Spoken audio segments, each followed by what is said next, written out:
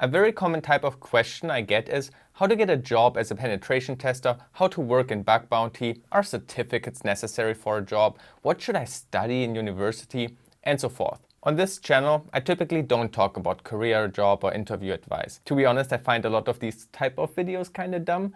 Most of the time people simply share their experience and believe their way is the best way or how it's supposed to be done.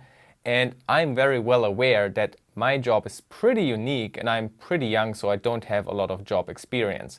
And on top of that, the field of IT security is constantly changing. For example, if you want to know which programming languages to learn or what kind of vulnerability classes to look into, I would have said different things not even 5 years ago. But most importantly, everybody is different.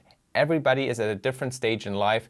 Everybody has a different background. There are huge differences between countries and even cities where you live. There's just no good advice for everybody. But I also understand that people want a bit of guidance and ideas on what to do next in their career. And so, for example, I do advocate a lot for CTFs. More specifically, the community-driven CTFs you can find on pages like ctftime.org or other wargames. That stuff worked for me, but I understand that this will not be for everybody.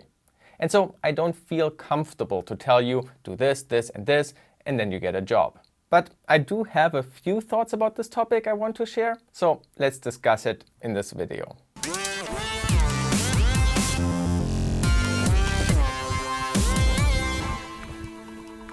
If you are wondering why I wear so many t-shirts at the same time, this was my December 2020 project. I have done a creative video series where I go over the t-shirts I have collected over the years from, for example, IT security conferences, and I used them to tell you about my life. How I went from a nerd doing pen spinning to somebody working professionally as a penetration tester and also a YouTuber. This series should never be a blueprint for your life. In fact, it's impossible to follow exactly my steps because the reality is that any person's career is full of unforeseen opportunities or problems. It's too unique.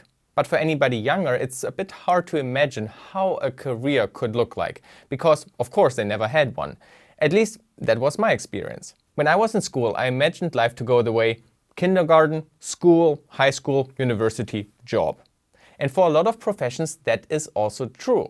If you take, for example, the field of medicine, then medicine is a very old profession and society with its history, laws, regulations, customs have implemented systems that are pretty strict. This means you can literally look up diagrams for almost any country on how to become a doctor. For example, here is a Wikipedia entry for the medical education in Australia. And if you are interested in becoming a doctor in Australia, you don't really have another choice than get into this system and follow the steps. And because most other professions evolved for centuries, they kind of all have pretty clear paths. Now, diagrams like this also exist for IT security, for example, this one. But the difference is that these are not institutionalized paths. Some random person just made that up. Often for marketing reasons, maybe selling their courses or certificates or whatever. But people want guidance, so there is demand. But the big difference from IT to other professions is that this industry is extremely young. There are so many people alive who work in IT, who went to school and university before even computer science existed widely as a degree. And now think about hacking and IT security. When I had to choose what to study after school in 2010, there was maybe one university which kind of had an IT security degree, but maybe it was also only a master's degree. So I couldn't even study if I wanted to. So in the larger IT industry, it's very common that people get hired that have not studied computer science because people just don't have those degrees. Well, for computer science, I think it is changing. Computer science degrees have been very popular the past 2 decades or so, which means the people who studied computer science then are now in positions where they decide who to hire. And slowly the hiring requirements shift into a more traditional institutionalized path. For a developer, it slowly is more and more a hard requirement. But compared to medicine, it's still far from being as strict. But cybersecurity is lagging behind even more. only this decade degrees about security start to become available. But we are still so early that requirements for such degrees just do not make sense. And they won't exist for the next decade. Only when you think maybe 10, 30 years ahead, then it might also have changed. But then you, who is watching this now, hopefully already has many years of job experience, and then a degree is often also unnecessary. So because in the world of IT or cybersecurity no clear path exists, you're also much more free. And so it also created a market for private education through paid courses and certificate, which somewhat have become an industry standard and might be perceived as a strong necessary requirement. But also, I don't really think that's really true. I think the pressure to do certificates is mostly good marketing, and it's more about instilling a fear that you need it rather than it being actually needed. Unfortunately, all of this means I can't offer you a solution to this. I cannot tell you do this and that and you get a job. And I think everybody else who gives advice like that either at best wants to be nice and helpful, or worst wants to sell you a product. Anyway, I do think it's good to somehow make a rough plan, be it going to university or going the certificate route. Any plan you can keep working towards is helpful. For example, my plan was going through the traditional steps of school, high school, and then university, but I was always ready to change my plan if new opportunities came up. There's actually one career advice that I do think is really helpful, and that is try to look into the career of others, not to copy it, which is impossible, but just to realize that real life is messy and life always changes and you cannot make a clear path. In 2017, I remember stumbling over Borg Otter's video project, at the time he was a Guild Wars 2 YouTuber, called My Journey to a Full-Time Streamer. And it's pretty long, but I think it's so fascinating. This is a normal person with a normal career, and it really gives you a detailed insight into one example. I know this doesn't have anything to do with IT security, but watching this helped me to better understand the world of jobs and careers. There was also a trend some years ago about YouTubers draw my life.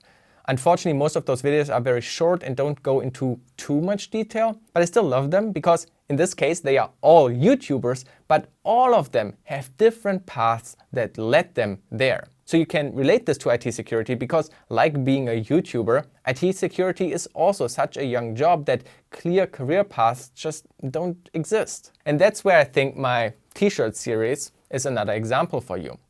I've unlisted the t-shirt videos because they kind of spam my channel. Many people are hating on those videos. By the way, you're all idiots. But you can find the playlist on the channel or in the video description. And I think my career path is another good example of life just being weird and that I could have never planned it. So let me try to summarize the only advice I can give. First of all, I think you need to solve the problem of knowing what you don't know. I mean this with regards to technologies, but also career options. For example, I think it's good to participate in career events at your school, watch videos and talks on this topic, talk to your teachers, contact students studying at universities you are interested in and ask about their experience.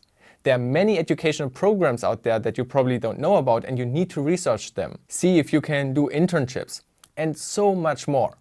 All of those things will increase your options and help you with your choices. For example, I hope my videos expose you to the existence of CTF, and even if you don't like it, at least you were aware of this option and tried it out. And that leads me to the second advice I often give, and that is just to have fun.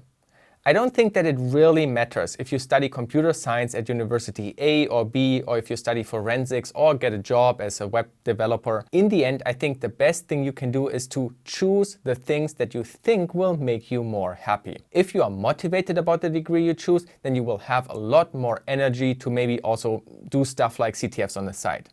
If you do something you are miserable in, then you should see if you can somehow change that. I know it's easier said than done, but I hope you understand that I cannot give any better advice. You know your life best. Self-reflect on your life and choices. Self-reflect on your future plans. Don't listen to a single person. Hear what a lot of different people's experiences are like and see what you can adapt for yourself. That's all I can say about having a career in IT security. I wish you all the best and I really hope you can find work that you enjoy.